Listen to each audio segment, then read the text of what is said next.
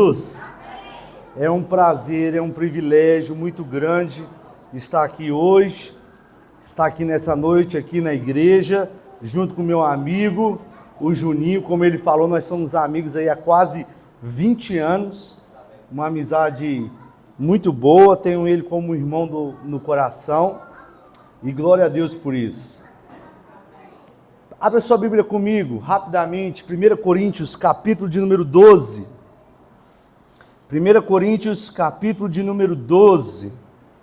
Glória a Deus, glória a Deus. Eu creio que a palavra do Senhor vai falar ao seu coração, amém? Amém? 2 Coríntios, capítulo de número 12. 2 Coríntios, capítulo de número 12.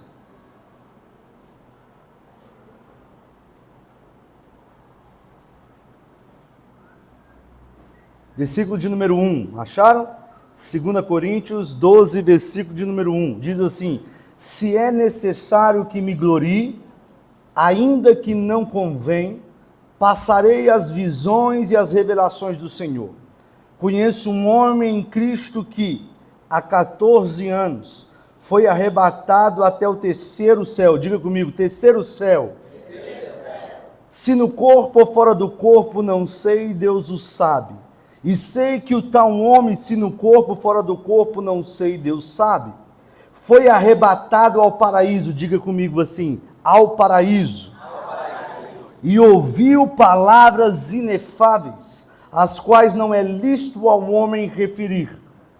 De tal coisa me gloriarei? Não, porém de mim mesmo, salvo nas minhas fraquezas. Pois se eu vier a gloriar-me, não serei nécio, porque direi a verdade, mas abstenho-me para que ninguém se preocupe comigo, mais do que de mim vê ou de mim ouve. Versículo 7. E para que não me ensoberbecesse, diga comigo, não me ensoberbecesse, com as grandezas das revelações foi-me posto, diga comigo, um espinho na carne, mensageiro de Satanás para me esbofetear, a fim de que eu não me exalte. Por causa disso, 3 vezes pedi ao Senhor que afastasse de mim. Diga comigo, 3 vezes pedi ao Senhor. Olha comigo o versículo de número 9. Então ele me disse, a minha graça te basta, porque o poder se aperfeiçoa na fraqueza. De boa vontade, pois, mais me gloriarei nas fraquezas, para que sobre mim repouse o poder de Cristo. Pelo que sinto prazer nas fraquezas, nas injúrias, nas necessidades, nas perseguições, nas angústias, por amor a Cristo. Porque, diga comigo, quando sou fraco, então é que sou forte. Glória a Deus. Vamos orar, Pai, em nome de Jesus. Eu quero pedir ao Senhor que o Senhor fale ao nosso coração de maneira individualizada, que o Senhor fale conosco de maneira, Pai, que o nosso coração possa arder, que o nosso coração possa queimar pelo Senhor. Nós queremos, ó Deus, ser tocados pelo Senhor, ser transformados pelo Senhor. Abra os olhos do nosso coração, abra os olhos do nosso entendimento, para que possamos compreender a Tua palavra, em nome de Jesus. Amém, amém e amém. Glória a Deus. Eu quero falar com vocês rapidamente aqui sobre um tema tão especial, que é amar a Deus por e nada mais. Eu vou repetir: amar a Deus por Deus e nada mais. Essa é a vontade do Senhor. Muitas vezes nós estamos vindo e servindo o Senhor e amando o Senhor, mas acaba que na nossa vida, na nossa caminhada, acontecem coisas que acabam nos decepcionando. Acontecem alguns sofrimentos que a gente não tem entendimento deles. Acontecem algumas dores e a gente não compreende. E aquilo acaba querendo minar a nossa fé, diminuir o nosso amor, a nossa paixão pelo Senhor Jesus. Mas a vontade de Deus é que eu e você possamos amá-lo de uma vez por todas. A vontade de Deus é que eu e você venhamos amá-lo somente pelo aquilo que Ele é.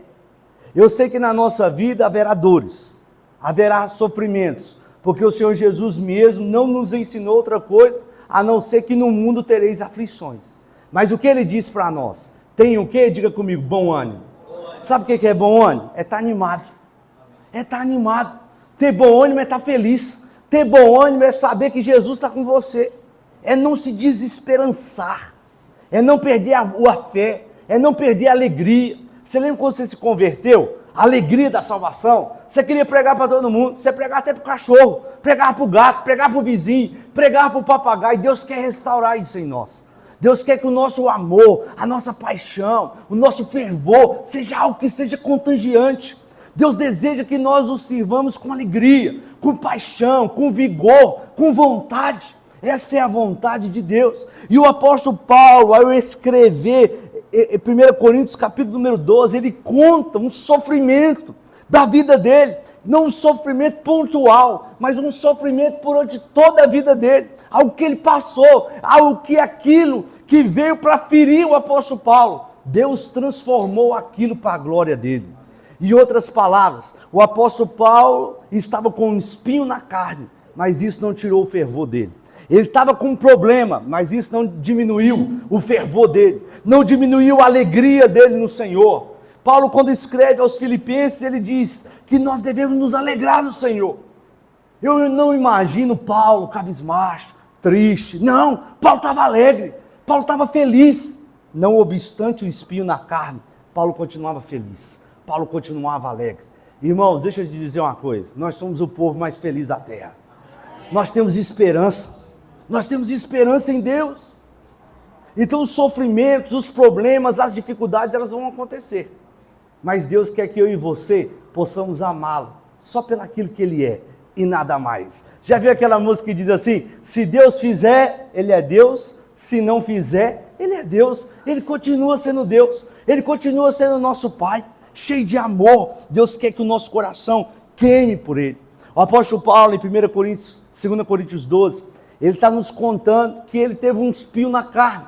Esse espinho é um sofrimento que ele estava passando na sua vida. A gente já vai explicar o texto, mas a título de introdução é importante você saber disso. Se eu fosse perguntar para o texto bíblico, por que existe um mal? Por que existe doença? Por que existe enfermidade? Quantos aqui já descobriram que o mundo não é justo? Né? O mundo não é justo, nada aqui é justo. Você já reparou? Pessoas boas ficam bastante doentes, vêm a morrer, falecer, enquanto muitas vezes pessoas más estão cheias de saúde. Alguém que estudou, trabalhou, correu atrás, muitas vezes está passando por problemas financeiros, e outro que é malandro, sabe falar bem, sabe enganar, está cheio do dinheiro. Ou seja, o mundo não é justo. As coisas que acontecem aqui nesse mundo não é justo. E por que o mundo não é justo? Eu vou te explicar. Gênesis capítulo número 3 fala que Adão e Eva estavam ali no paraíso, e esse capítulo fala da queda do homem, fala que Deus colocou Adão e Eva no paraíso e fez um jardim bonito. Deus é maravilhoso, Deus colocou lá, você já imaginou, Deus podia ter colocado só uma fruta lá, só a banana, ou só um morango, mas Deus colocou diversidade de frutas, sabores diferentes, gostos diferentes, fez um jardim lindo para eles, e falou para eles, vocês podem comer de tudo que tem aqui, mas Deus apontou, tem uma árvore ali, que é a árvore do conhecimento do bem e do mal, dela vocês não podem comer, porque no dia que vocês comerem, vocês vão morrer. A Bíblia diz que um certo dia, Eva estava lá, e ela foi comeu do fruto que não deveria comer, por sua vez ela entregou o seu marido, Adão comeu, e a Bíblia diz que ambos morreram espiritualmente naquela mesma hora. E foi engraçado porque Deus, ele vinha todo dia, na viração do dia, talvez ali, quando o sol estava se pondo, Deus vinha para conversar com ele, Deus criou um homem para ter comunhão com ele. Você pode dizer amém? Amém. Deus te criou para você ter comunhão com ele. Então Deus criou o homem para ir a mulher, para ter comunhão com ele, e Deus vinha para ter comunhão, e chegou lá um dia, ele estava escondido atrás de uma folha, através de uma moita lá, e fizeram roupas para si com folhas de figueira. Os dois estavam lá, e Deus diz, vocês estão fazendo o que aí? E foi uma discussão danada lá, um botando a culpa no outro, e virou uma confusão, e naquele momento, Deus disse para eles algumas coisas, como essa. Falou para Adão, Adão, você vai ter que trabalhar agora para comer, cara. Você vai suar, vai dar trampo. Falou para Eva, Eva, você agora, quando você for ter nenê, dores de parto, vai doer demais. Falou para a serpente, para Satanás, que ele ia se rastejar e comer do pó da terra. Falou que a terra estava amaldiçoada, ia nascer aquele jardim lindo, ia nascer em tudo quanto é lugar na terra, cardos e abrolhos, ou seja, ervas daninhas, tudo que não presta, tiririca, ia nascer tudo lá. E aí Deus falou para eles o seguinte, só que tem um negócio, eu vou colocar um anjo aqui na frente dessa árvore, e o anjo vai estar aqui na frente da árvore da vida, e vocês não vão ter mais acesso. Tem outra coisa, vocês estão expulsos do jardim. E o homem foi morar agora na terra, desenvolver a terra, mas eles foram expulsos do jardim. O jardim revela a vontade de Deus primária, aquilo que Deus tem como vontade para o ser humano, e que isso vai acontecer. Deus está coordenando toda a história, decretou toda a história, mas nós não estamos caminhando para frente, mas nós estamos caminhando para o Éden. Nós estamos caminhando para que a vontade de Deus seja estabelecida na nossa vida. Amém? Olha que coisa linda.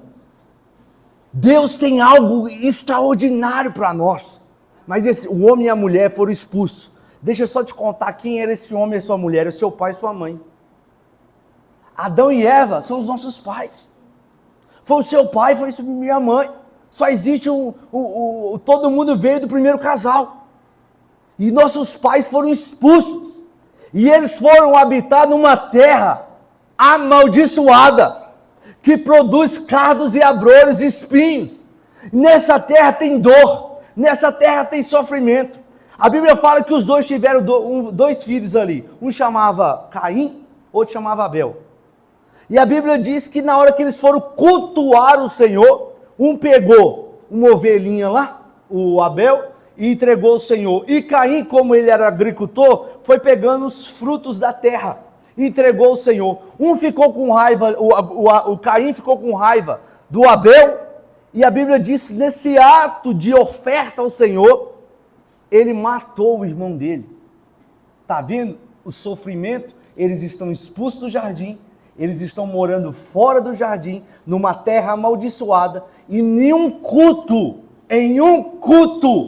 de oferta ao Senhor, deu inveja, e o primeiro assassinato da história acontece na igreja.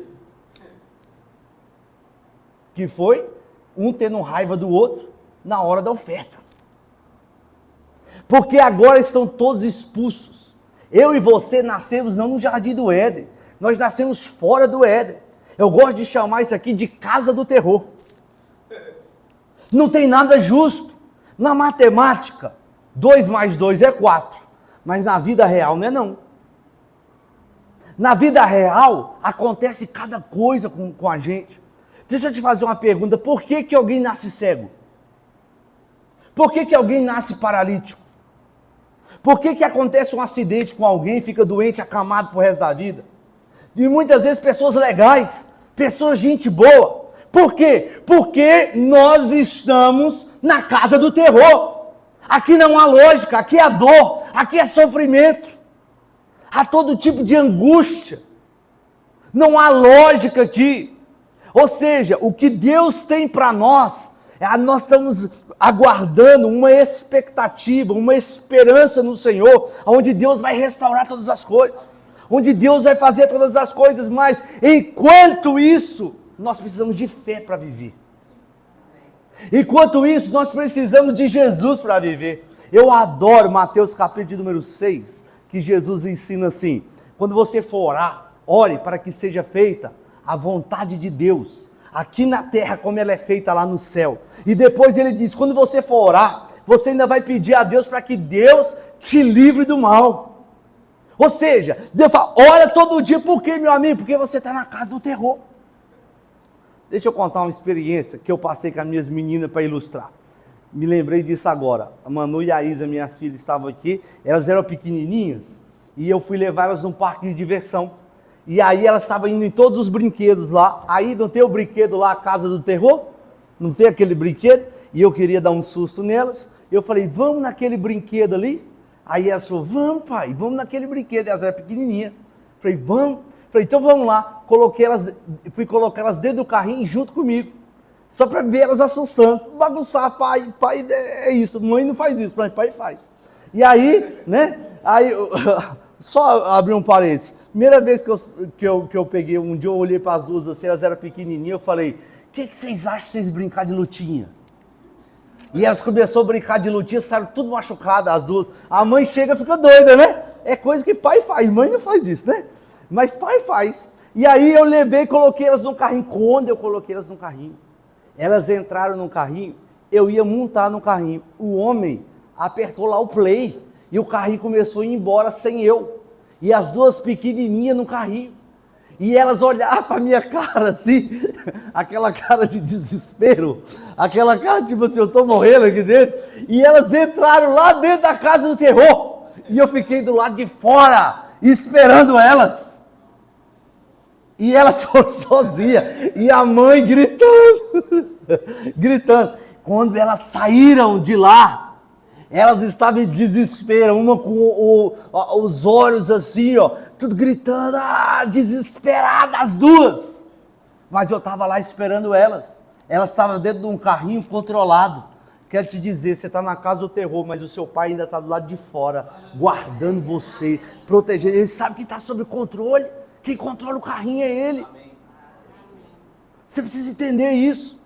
Nós estamos num mundo difícil, com problemas, com situações complicadas, mas Deus ainda continua sendo Deus. Na teologia, na história bíblica, só há sofrimento na terra por causa do pecado de Adão e Eva, porque onde o pecado entrou a morte e entrou a dor. A partir de agora não existe mais lógica. A partir de agora não existe esse negócio, gente boa não sofre, só sofre gente ruim. Não, Jesus falou que a chuva cai na casa do ímpio e do justo. O trovão vem na casa do ímpio e do justo. Vem sobre todos nós. A diferença é que nós temos esperança. E mais do que isso, nós temos um Deus que intervém. Nós temos um Deus que ouve a oração e intervém. E que muda circunstâncias. Vocês estão aqui, gente? Ele muda circunstâncias, ele muda tudo. Ele pode ouvir a nossa oração e mudar. Mas quantos sabem que há momentos que nós oramos e Deus não faz o que nós pedimos? Quantos sabem disso? Deus, mas Ele continua sendo Deus. Ele continua governando todas as coisas. Então nós entendemos Gênesis 3. Agora deixa eu te mostrar que não existe lógica. Eu já vou para 2 Coríntios 12, segura aí. Jó, vocês lembram de Jó? Jó, a Bíblia diz assim, era um homem, Deus vai falar que Jó tinha 4 qualidades. A Bíblia fala que Jó era um homem íntegro, sincero, temente a Deus e se desviava do mal. Jó era um homem íntegro, sincero, temente a Deus e se desviava do mal. Era um homem de Deus ou não era? A Bíblia fala que aquele homem era o homem mais rico da terra. E era um homem temente a Deus. A Bíblia diz que um certo dia, quando os anjos de Deus vieram se apresentar diante do trono do Senhor, a Bíblia diz que Satanás também foi. E a Bíblia diz que Deus olhou, viu lá aquele anjo, Satanás caído, e disse para ele, de onde você vem? Ele falou, eu estava passeando pela terra, eu estava rodeando a terra, estava dando um rolê na terra. Aí Deus diz assim para ele, Ô Satanás, tu vistes meu servo Jó? Aí Deus vai falar essas 4 qualidades. Homem íntegro, sincero, temente a mim e que se desvia do mal. Aí sabe o que Satanás responde para Deus? Deus, mas isso aí tá mole demais. Satanás, ele usa essa expressão assim na Bíblia. Por acaso Jó lhe teme debalde? A palavra debalde é sem razão. Por acaso Jó te serve sem razão? Tem uma razão por esse homem ser íntegro, sincero, temente a ti e se desviar do mal. Satanás dá a razão que ele acreditava, que era, o Senhor tem cercado ele por todas as partes. Nada acontece com ele. Tudo que ele faz, dá bom, a família dele está protegida, há uma proteção. Ele usa essa expressão: o Senhor o prospera em tudo. Por isso que Jó te ama tanto. Você faz tudo para ele, tudo que ele quer você faz. Por isso que ele te ama demais. Aí Satanás olha para Deus e fala assim: agora vamos fazer o seguinte, arranca tudo, deixa eu pegar ele, deixa eu tocar nele, para ver se ele não vai, olha a expressão que ele usa, blasfemar na tua face. Em outras palavras, ele diz: você vai ver se ele não vai cuspir na tua face. Você vai ver se ele não vai olhar para você e falar que ele não te ama, que ele não vai fazer, que ele vai fazer bico, que ele vai fazer cera, que ele vai deixar de te servir. Ele está fazendo isso tudo porque o Senhor ele prospera ele em tudo. Aí Deus disse assim para Satanás: ué, Satanás, então vai lá e pode arrancar tudo que ele tem. Aí Deus disse: mas tem uma questão, não toca, não tira a vida dele, mas o resto você pode fazer. Disse que Satanás veio, desceu, e é engraçado, o texto não diz assim, aí os filhos de Jó estavam reunidos, Satanás entrou e matou todo mundo. Não, o texto não diz isso não. O texto diz que os filhos de Jó estavam todos reunidos numa casa de um filho, comendo e bebendo, quando veio um vento muito forte, derrubou a casa e todos morreram. Ou seja, Satanás de algum modo usou o vento. Ele usa coisas secundárias mesmo.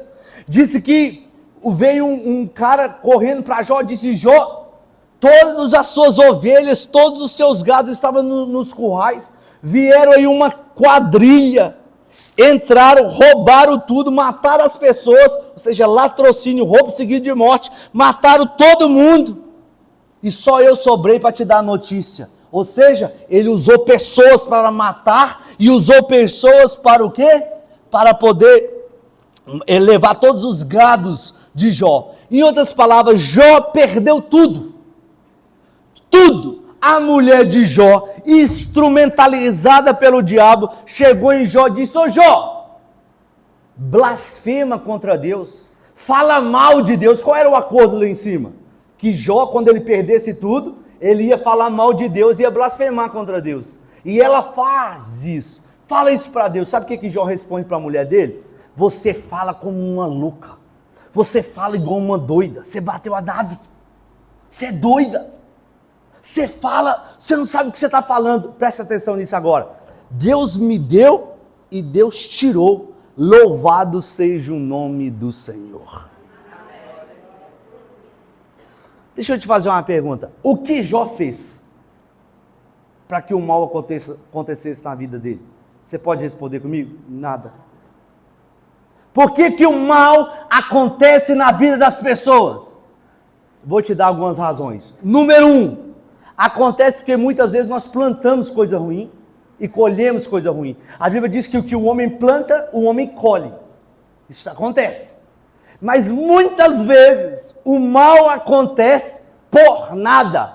Só porque você está na casa do terror. O mal acontece só porque você está fora do jardim do Éden. Então o sofrimento, a dor neste mundo que nós vivemos, acontece só porque a gente está aqui. Eu me lembro, uma vez, eu deixei o carro na porta da faculdade onde eu estudava lá, era um carro, um Prisma, e quando eu fui buscar o carro depois da aula, levaram o carro embora. Roubaram o carro. E aí, eu lembro que eu cheguei na igreja, isso foi no ano de 2009, eu lembro que eu cheguei na igreja, contei para os irmãos lá da igreja, disse: olha, levaram meu carro hoje lá na faculdade, levaram embora. Um atrevido, disse assim para mim: olha, mas como que levou o seu carro? Você não é crente? Ele falou: você precisa examinar a sua vida onde você está errando. Só que na hora, Deus foi tão bom para mim que me lembrou de uma passagem. Eu disse para ele: ué, mas peraí, eu estou entendendo o que você está falando, mas me responde uma coisa. Jesus tinha quantos apóstolos? 12. Dos 12 tinha um que era o tesoureiro, não tinha? Tinha. Qual que é o nome do tesoureiro? Judas. A Bíblia diz que Judas roubava o dinheiro da sacolinha. Ou seja, roubava o dinheiro de Jesus. Será que Jesus fez para Judas roubar ele? Diz nada. Eu falei, então por que eu fiz alguma coisa? Porque no nosso mundo que nós vivemos hoje, nós ficamos numa loucura achando que tudo na vida é causa e efeito. Que tudo na vida é assim. Ai, só aconteceu isso por quê? Meu irmão, deixa eu te dizer. Em regra, as coisas ruins acontecem porque você está vivo nesse mundo. Em regra é isso. As coisas acontecem porque nós estamos aqui. Você entende porque a oração do Pai Nosso é linda? Porque você diz para Deus, oh Deus, seja feita a tua vontade na minha vida. E você diz algo ainda para Deus surpreendente. Senhor, me livra do mal. Não me deixe cair em tentação, mas me livra do mal. Porque teu é o reino, o poder e a glória para todos sempre, amém. Ou seja, Deus, eu sei que existe intervenção para me proteger nesse mundo mal. Nesse mundo caído, que Jó fez? Nada. Mas o mal veio sobre a vida dele. Pode contar, no livro de Jó, ele pergunta para Deus 16 vezes. Por que, Deus? Qual é o motivo, Deus?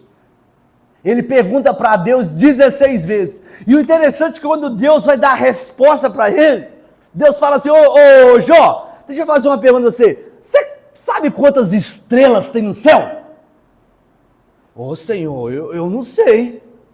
Ele diz, eu sei quantas tem, conheço cada uma pelo nome. Aí Jó, desculpa Senhor, eu não estudei essa parte.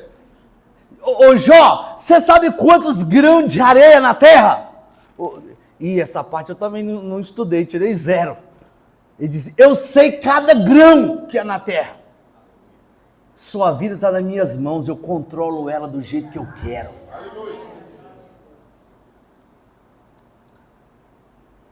Agora chegamos em Paulo. Paulo ele começa dizendo do versículo de número 1 até o versículo de número 6. Ele começa a contar do 1 ao 6, a experiência que ele teve no Senhor. Ele fala que ele foi levado até o terceiro céu. Na cosmologia judaica, ou seja, na maneira que os judeus enxergavam esse negócio de primeiro céu, segundo céu e terceiro céu, era mais ou menos assim. O primeiro céu para eles é o que você enxerga aqui. O segundo céu já é a parte aonde está o espaço sideral, que seria onde estão as estrelas. E o terceiro céu, para o judeu, ele entendia onde estava o trono de Deus. Então, quando Paulo fala assim, eu fui até o terceiro céu, ele está querendo dizer o seguinte, eu fui até o trono de Deus. A gente conhece um homem que viu o trono de Deus também, chamado Isaías, não foi? Isaías 6, ele viu o trono de Deus. Ele viu querubins lá, ele viu muita coisa bonita lá. A gente conhece que João, o último apóstolo a morrer, lá no livro, na ilha de Patmos, que escreveu o livro de Apocalipse, também viu o trono de Deus. Fora esses dois, pelo menos não estou me lembrando, mas ninguém que viu o trono de Deus. Talvez lá o Enoque, quando morreu, que ele viu Jesus sentado no trono, levantando, mas não foi tão maravilhoso, igual nós estamos aqui. Mas Paulo fala que ele foi até o terceiro céu, e ele diz assim, e eu vi coisas lá. Ele falou assim, que ele não tem uma linguagem humana para expressar, só que Paulo falava grego, hebraico, aramaico, juntando os 3 idiomas, o cara não conseguia ter uma palavra para descrever o que viu. Que extraordinário. E aí ele diz que viu coisas extraordinárias lá, mas que não dava para falar ao homem, não era lícito, e era inefável, ou seja, não dava para falar, não tinha descrição para poder colocar aquilo que ele viu ali naquele lugar. Mas ele diz algo surpreendente, que quando ele desceu daquele lugar, e essa experiência que ele está contando para os coríntios, tinha acontecido 14 anos antes dele escrever.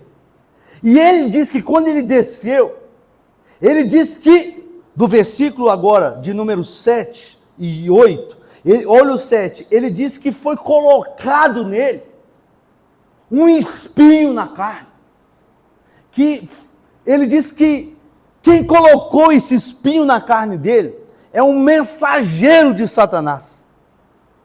E ele diz que esse mensageiro de Satanás estava esbofeteando A palavra esbofetear, no grego, é bater no rosto com esse lado da mão. Se a pessoa bate dessa forma aqui, já gera vergonha, né, na pessoa que apanhou. Agora, bater dessa forma, aí já é desprezo, já é mais humilhação. Já assistiu novela aqui da Globo, que o cara vai e bate assim de lado? Pois bem, ele disse que esse mensageiro de Satanás batia com esse lado da mão no rosto dele, para humilhar ele, para machucar ele, para feri-lo. E disse que era um mensageiro de Satanás que colocou aquele espinho nele. Então este homem, que foi até o terceiro céu, viu coisas que ele não tinha nem palavra para descrever, agora tem um espinho na carne. Esse homem de Deus, que escreveu 13 cartas do Novo Testamento, talvez o maior homem de Deus que a história da humanidade já teve e já conheceu. Esse homem vai fazer uma oração para Deus. E agora, se a gente parasse aqui, eu te faço uma pergunta. Será que Deus ia responder a oração desse homem? Sim ou não? Vocês estão aqui, gente? Deus ia responder a oração desse homem? Um homem desse de Deus, o lenço dele curava. Um homem que uma vez estava pregando, um moço estava num lugar alto assim, escutando ele pregar, o moço caiu, morreu. Ele foi lá, orou para o moço ressuscitou. Será que Deus ia ouvir a oração de Paulo? Um homem que dizia assim, pode me imitar porque eu imito a Cristo. Você acha que Deus ia ouvir a oração dele? Olha comigo o versículo 8. Então ele pediu a Deus, versículo 8, por causa disto o quê? Por causa do espinho da carne. Ele diz, por causa disso, 3 vezes pediu o Senhor que se afastasse de mim. Ele orou quantas vezes? 3 vezes. Ele orou 3 vezes para que Deus afastasse dele o espinho. Versículo de número 9. Então ele me disse, para aqui. Então ele me disse, ele quem me disse? Deus. Agora, peraí. Quantas vezes você já pediu resposta para Deus e ele disse nada para você? Quantos sofrimentos tem na Bíblia que alguém perguntou para Deus por quê e Deus deu resposta? Eu vou te dar o número. 2% de todo homem de Deus teve uma resposta. Não dá nem 2%. Teve uma resposta. O resto tudo nunca teve uma resposta. Só de Deus falar assim, então ele lhe disse, então ele me disse, já é extraordinário. Deus explicar para o cara. Porque geralmente Deus não explica. Ele olha para mim, para você, igual ele olha para Jó. Ô Jó, olha as estrelas lá, quantas estrelas tem? Ah, não sei. Ele diz, pois é, eu formei todas, criei todas e conheço todos pelo nome. Cada estrela Deus deu um nome. Areia, mesma coisa. O que Deus está querendo nos ensinar? Primeiro eu tenho que confiar que Ele é grande, que Ele é poderoso, que Ele é meu Pai, que Ele está cuidando de mim. Mesmo que eu não entenda, Ele está cuidando de mim. Mesmo que eu não compreenda, Ele está cuidando de mim. Você pode dizer amém? Está cuidando de você, está cuidando de mim. Mas Paulo teve aqui algo extraordinário, que é uma exceção. Então ele me disse. Ou seja, Deus vai falar o porquê para Paulo. E geralmente Deus não faz isso. Mas ele fala para Paulo, ô Paulo, a minha graça te basta. Ô querido, ter graça de Deus é a coisa mais linda do mundo. Ter graça de Deus é a coisa mais linda do mundo. A minha graça te basta, porque o meu poder, você pode dizer comigo, se aperfeiçoa na fraqueza. De boa vontade, pois, mas me gloriarei nas fraquezas, para que sobre mim repouse o poder de Cristo. Paulo está dizendo que ele orou e Deus disse, ô Paulo, a minha graça te basta. A minha graça te basta, Paulo. Vou te dizer uma coisa. Você pode perder tudo na sua vida. Mas tem um negócio que você não pode perder, não. A paz que só a graça de Deus dá. Você já viu pessoas passando por momentos de dor, de tristeza, de aflição, de luto, perda de um filho, por exemplo, e essa pessoa conseguiu ficar em pé? Isso é graça. Alguém falar assim, eu tenho uma paz que eu não sei explicar.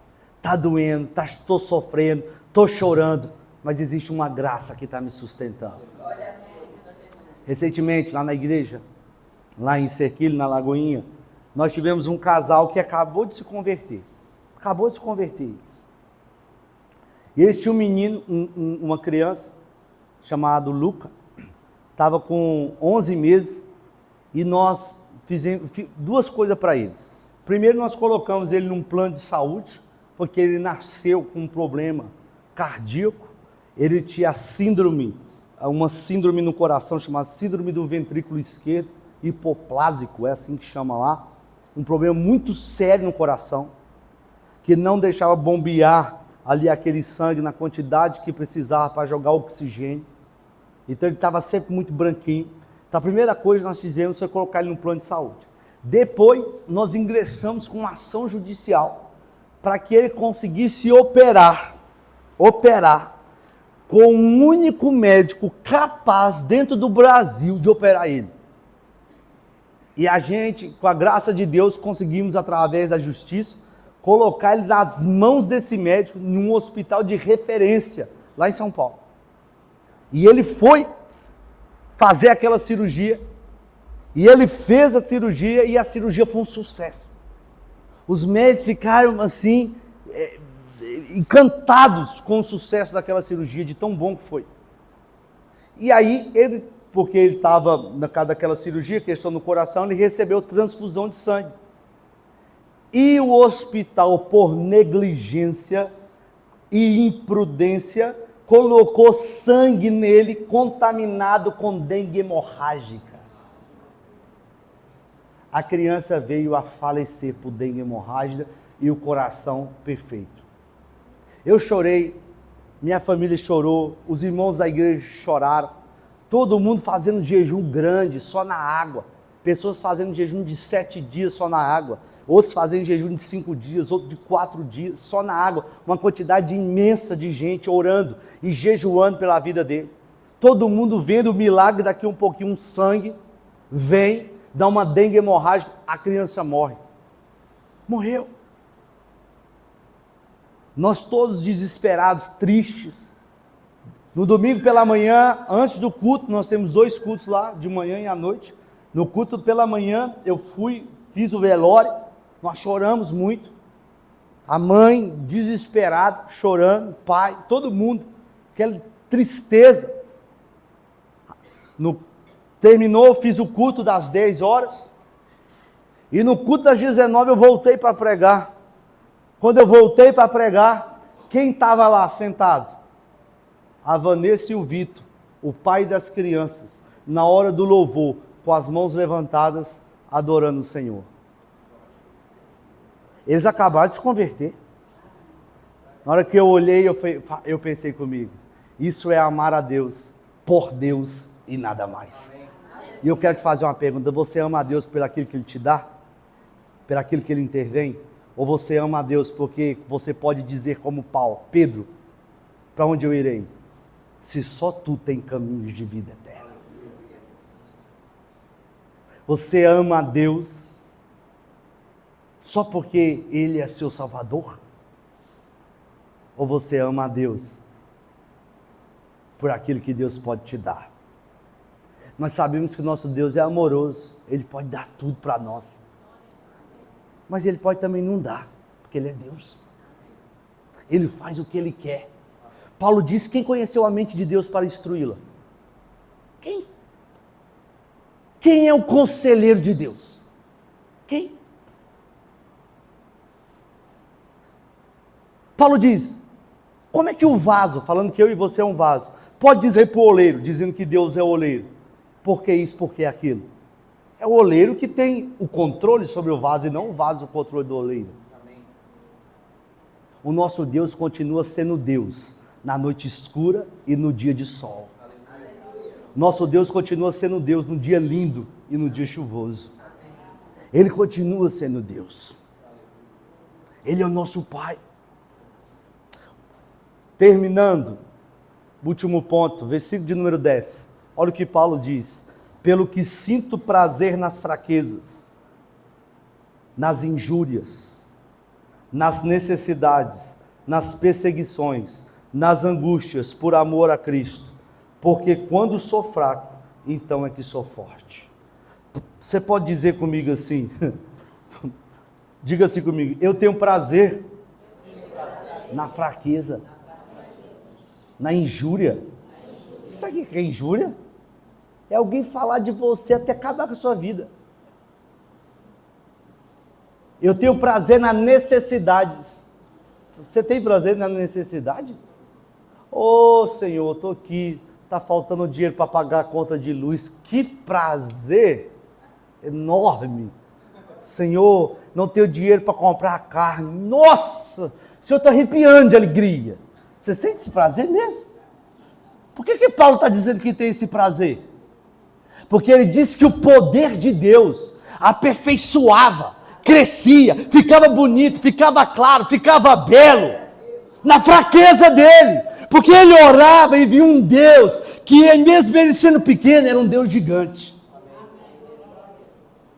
um Deus que controlava tudo, que Paulo não sabia dizer, mas que um Deus que já havia dito, através da boca dele mesmo, de Paulo, que todas as coisas cooperam para o bem daqueles que amam a Deus.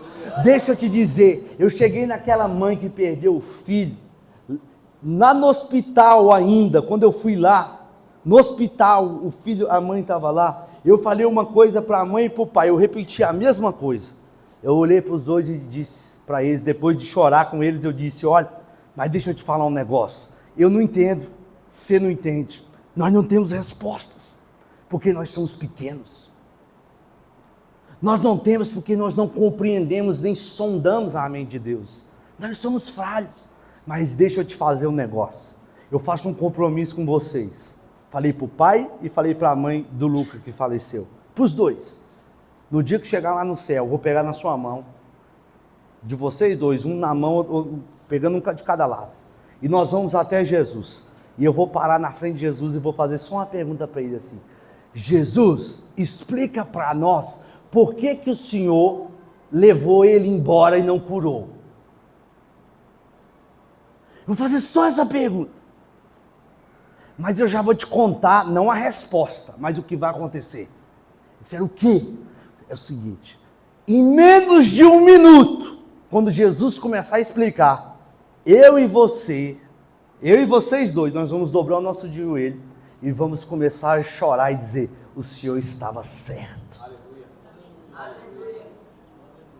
Nós vamos louvar tanto, porque Deus, meu irmão, Ele não erra. É a gente que acha o que é bom, a gente que pensa o que é certo, é a gente que diz o que é justo, mas Deus é que sabe, Ele não erra, todas as coisas cooperam para o bem daqueles que amam a Deus. Deus não erra. Paulo diz que tinha prazer na fraqueza, ele diz num texto assim, para que eu não me ensoberbecesse, versículo 7, foi-me posto um espinho na carne. O espinho na carne, a dor e o sofrimento, na carne, era para Paulo não se ensoberbecer. Sabe o que eu quero te dizer? No mundo caído como o nosso, a dor é o único meio que nós temos de não virarmos monstros. Você já imaginou se você nunca tivesse uma dor na vida, uma necessidade na vida, nunca tivesse sido injuriado, nunca tivesse sido perseguido, nunca tivesse passado por uma necessidade sequer, e todas as suas orações tivessem sido respondidas de acordo com a sua vontade, você seria um monstro. Você seria um monstro, eu seria um monstro. Você já imaginou? Oh Deus, eu quero ter o olho azul, igual daquele irmão ali que eu encontrei lá na portaria, o bonitão aqui. Qual o nome dele? Adélio. Eu quero ter o olho azul igual da Adélio. Azul. Oh! Se eu quero ter 1,95 m. 1,95 m. Senhor, eu quero agora um avião. Um avião. Senhor, agora eu quero... Você imaginou isso? O que você ia virar? sua vida. No mundo caído como nós, que nós temos essa naturezinha ruim, carnal aqui, a dor e o sofrimento ainda te transforma, sabe o quê? Pasme no que eu vou te falar, mas é verdade, ser humano. Você ainda vira gente, você ainda consegue ser ser humano. Porque gente que tem poder e dinheiro é arrogante. A dor e o sofrimento nos torna humanos. Então agora você entende o versículo 10. Por isso eu tenho prazer na necessidade, no sofrimento, na dor, na injúria, na perseguição. Porque quando eu estou fraco é aí que eu estou forte. Porque o forte não é aquele que está de pé, mas o forte é aquele que está de joelho, esperando a intervenção do Pai. Irmãos, deixa eu te dizer uma coisa. Enquanto você estiver vivo, ore todos os dias a oração do Pai Nosso, para que Deus te livre do mal. Peça a Deus que você seja sensível, que você tenha um coração, que você trate as pessoas com amor, que você trate as pessoas com carinho. Deixa eu te dizer algo aqui rapidamente. Pega uma pessoa que recebeu uma herança do pai que era muito rico. O pai morre e a pessoa vai administrar a empresa, nunca bateu um prego. Chega lá, vai encontrar numa segunda-feira o pessoal que está devendo ele. Encontra lá o cara, e aí, você está me devendo? Estou te devendo. Está me devendo quanto? Estou devendo 5 mil. 5 mil? O cara, você pode parcelar em 10 de 500 aí, que eu estou apertado? Não tem esse negócio não, já vou mandar para meus advogados, vai ferrar a sua vida inteira. Você não tem vergonha, você não tem caráter, ficar devendo os outros. Por quê? Porque ele nunca passou nada na vida. Agora pega alguém que já deveu um monte de gente, mas lutou, trabalhou, correu atrás, já teve aluguel atrasado, já pagou água atrasada, luz já cortou da casa, aquela bagaça toda que você sabe como é que funciona. E aí aquele negócio todo, senta numa cadeira como essa um dia. Quando senta numa cadeira dessa um dia, alguém chega lá e fala assim, olha, estou te devendo 5 mil, posso pagar em 10 de 500, cara? Claro que pode, rapaz. Você vai conseguir pagar. Você é louco? Eu já passei por isso também. Uma vez eu estava devendo assim, é só trabalhar, é só ir para cima, vai dar tudo certo, você vai conseguir sim. Parabéns por você ter vindo falar comigo, você é uma pessoa honesta. Por quê? Porque a dor e o sofrimento torna alguém humano. Amém. Quem nunca passou por nada, vira monstro. Por que criança que é muito adulada vira monstrinho?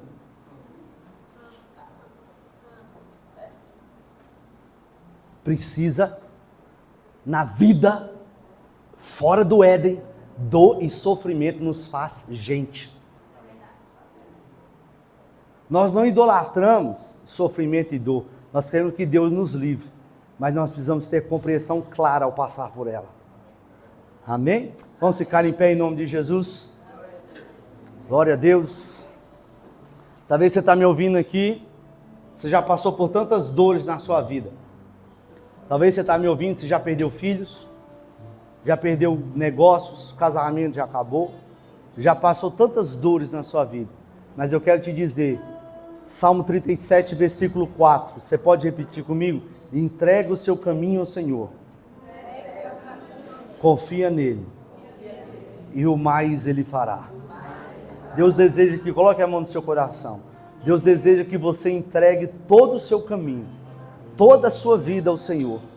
Deus deseja que você confie nele, porque o mais ele vai fazer, em nome de Jesus. Senhor Deus, eu quero orar, para que a graça do Senhor, o poder do Senhor, a misericórdia do Senhor, alcance agora, nessa noite, cada coração, alcance agora, cada pessoa, Senhor, cada um que aqui está, possa ser tocado por o Senhor, que essa palavra possa entrar como uma flecha viva dentro do coração, que a semente da tua palavra possa produzir o resultado, que possamos, ó Pai, viver crendo que todas as coisas cooperam para o bem daqueles que amam a Deus. Vocês podem aplaudir Jesus por isso? Que Deus abençoe em nome de Jesus.